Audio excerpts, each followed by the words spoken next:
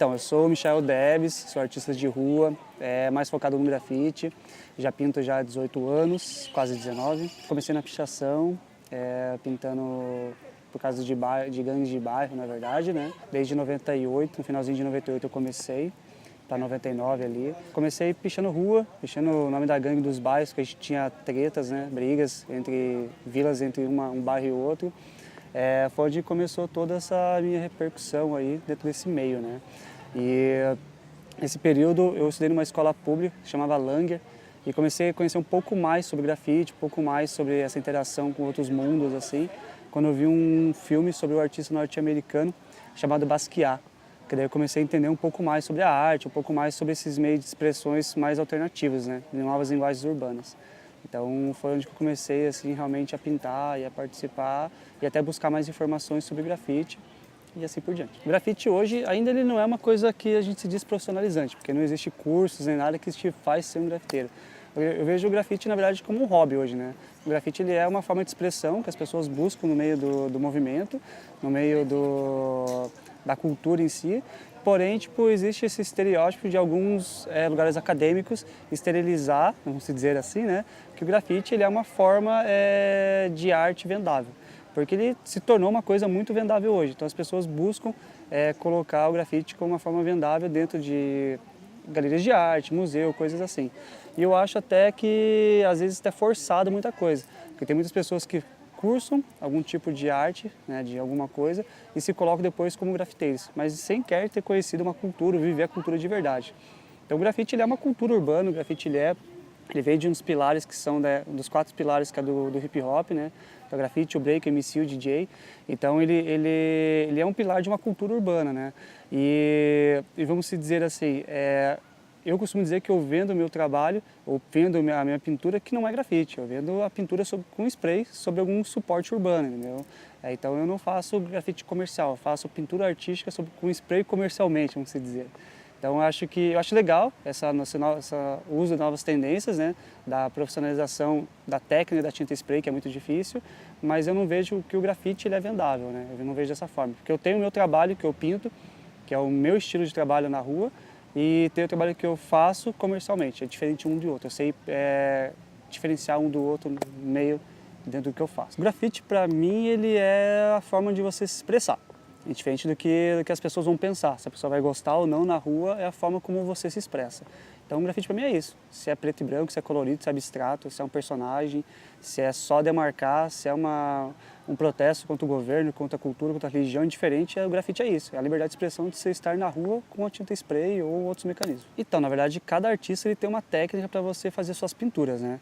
A minha é meio na louca, assim, eu chego a avisar ali. É porque assim, quando você está acostumado a pintar vários suportes urbanos, que são, às vezes chega lá e tem várias, né, quebras, assim, então você nunca vai ter um tamanho padrão de pintura.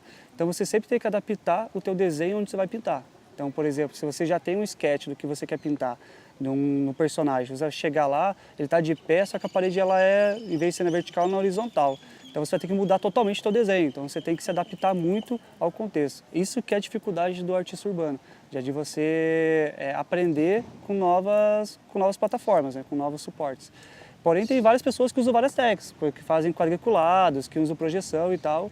Eu sou, vamos dizer assim, da velha escola, então eu costumo dizer que eu sou totalmente contra qualquer tipo de suporte ou de artefato que possa te ajudar. Por exemplo, eu particularmente não sou contra que as pessoas que usam, mas eu não gosto de usar, por exemplo, fita crepe, eu não gosto de usar linha, eu não gosto de usar demarcações. Eu gosto de chegar a pintar livremente, freehand que a gente fala, né? Então, fazer meu trabalho assim.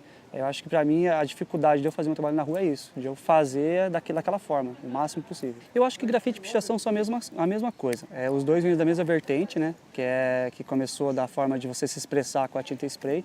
A diferença de um para outro, dependendo da situação, é que um ele usa um estereótipo mais de escritas e o outro, às vezes, ele tem outras plataformas, né, que são outras linguagens, vamos dizer, que é o desenho, são letras mais detalhadas, outras coisas assim.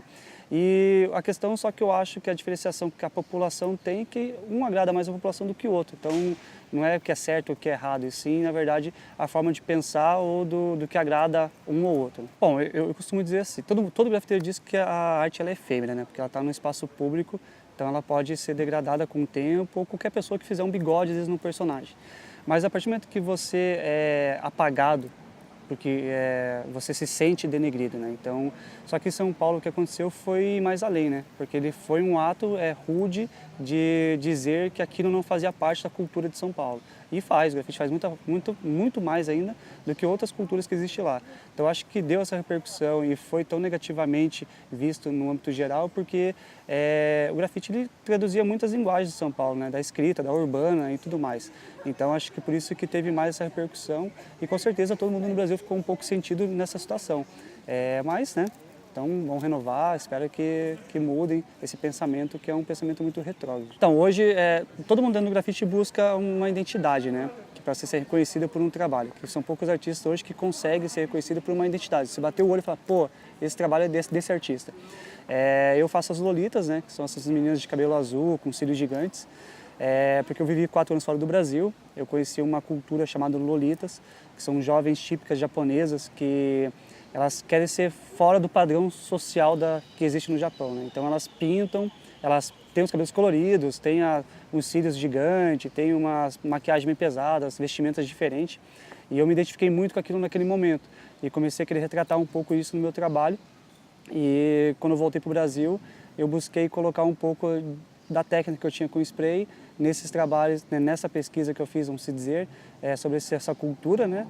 E modifiquei, usei o azul como cor de tonalidade de cabelo, os cílios de uma forma que eu usei muito de cartoon, os olhos também, até adaptar no estilo que eu estou hoje, que chegou aí a ser conhecido em vários lugares do Brasil e fora do Brasil também. E foi o ponto ápice, assim, da minha, vamos dizer, carreira, não sei se pode ser como carreira, né, de artista urbano.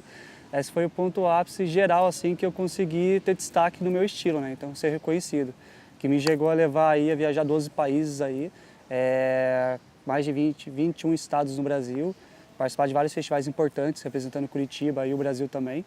Então, e colocar também o meu estilo de trabalho aí comercialmente, vamos dizer assim, com várias marcas aí, né? Mundiais e multinacionais, né? Então, acho que foi o que me colocou no caminho. O grafite é muito reconhecido fora do Brasil, em países europeus, que são mais ordenados, vamos dizer assim, né? Já se for pensar, por exemplo, assim, na América do Sul toda, o grafite ainda ele tem meio certo preconceito, assim, porque as pessoas vinculam muito a questão de gangues ou de ladrões, enfim, outras coisas assim.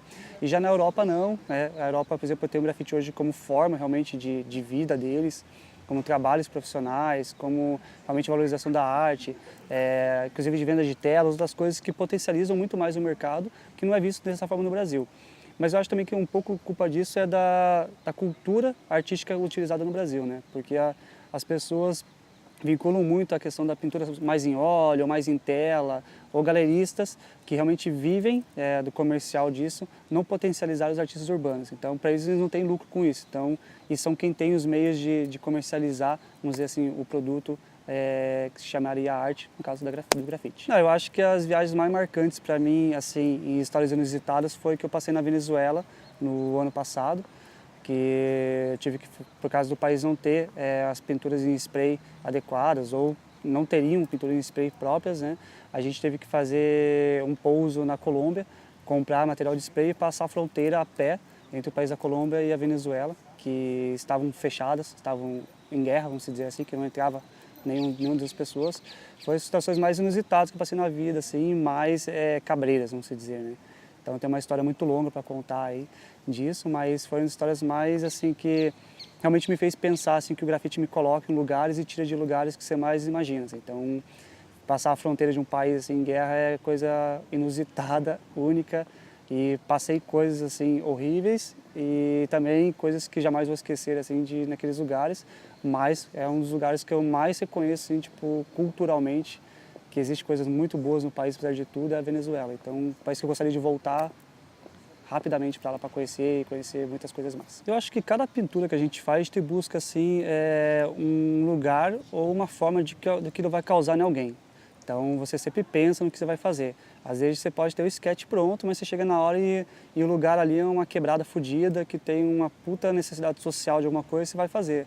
Ou às vezes você pode chegar num lugar que é totalmente acadêmico, como é o caso aqui da PUC, e você colocar uma pintura que realmente da valorização do que nós estamos passando hoje, da importância tanto quando num celular para você do que a natureza que vive ao seu lado. Então, acho que são reflexões do dia a dia ou das coisas que acontecem nossas, né? Acho que são isso. Eu acho que para quem curte grafite, para quem gosta desse meio, acho que se inteirar mais, saber um pouco mais do que é antes de falar, às vezes, ou se posicionar sobre o que é grafite, o que é pichação, o que é rua, porque o grafite, na verdade, ele está em todos os lugares, né? Todos os momentos. Então, o cara está no grafite, ele passa desde conhecer da alta burguesia quanto o cara da mais alta periferia, assim. Então, você realmente vive a rua de verdade, a gente sabe o que acontece na rua, sabe o que a rua te traz de benefícios ou não. Então, acho que o grafite ele é muito mais do que tinta na parede, quando você pensar em grafite. Então, quando você entrar e conhecer realmente o que é a cultura do grafite, você vai ver o que é além. Então, pesquisa aí, vai atrás, que é uma das culturas mais importantes hoje da cena urbana aí no mundo.